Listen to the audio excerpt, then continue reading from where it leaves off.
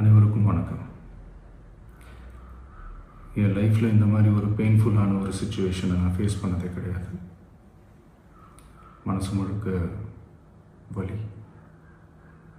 வலி மட்டும்தான்.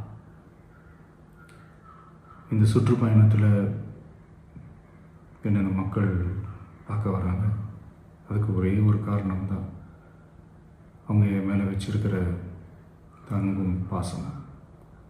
அந்த அன்புக்கும் பாசத்துக்கும் நான் எப்பவும் கடமைப்பட்டிருக்கிறேன். அதனால தான் இந்த சுற்றுப்பயணத்தில் மற்ற எல்லா விஷயங்களையும் தாண்டி மக்களுடைய சேஃப்டி, அதில் எந்த காம்ப்ரமைஸும் பண்ணிடக்கூடாதுன்றதுக்காக தான் அது என் மனசில் ரொம்ப ஆழமாக இருக்கும் அந்த எண்ணம். அதனால தான் இந்த அரசியல் காரணங்கள் எல்லாத்தையும் தவிர்த்துட்டு ஒதுக்கி வச்சுட்டு மக்களுடைய சேஃப்டி மட்டும் மைண்டில் வச்சுக்கிட்டு அதுக்கான இடங்களை சூஸ் பண்ணுறது, அதுக்கான இடங்களை பார்த்து பெர்மிஷன் கேட்குறது, போலீஸ் டிபார்ட்மெண்ட்டில் அதை ரிக்வெஸ்ட் பண்ணி கேட்போம். ஆனால் நடக்கக்கூடாதது நடந்துருச்சு. நானும் மனுஷன் தானே.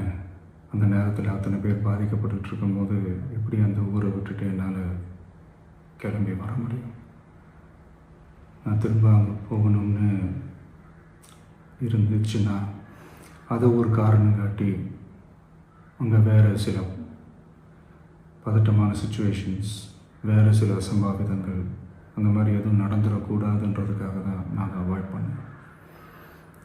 இந்த நேரத்தில் சொந்தங்களை இழந்து தவிக்கிற அத்தனை குடும்பங்களுக்கும் என்னுடைய ஆழ்ந்த இரங்கலை தெரிவிச்சுக்கிறேன். எனக்கு தெரியும், என்ன சொன்னாலும் இது ஈடேயாகாதுன்னு எனக்கு தெரியும். ஹாஸ்பிட்டலில் ட்ரீட் பண்ணிகிட்ருக்கிற எல்லாருமே சீக்கிரமாக க்யூர் ஆகி வரணுன்றதை இந்த நேரத்தில் நான் வேண்டிக்கிறேன். கூடிய சீக்கிரமே உங்கள் எல்லாரையும் நான் சந்திக்கிறேன்.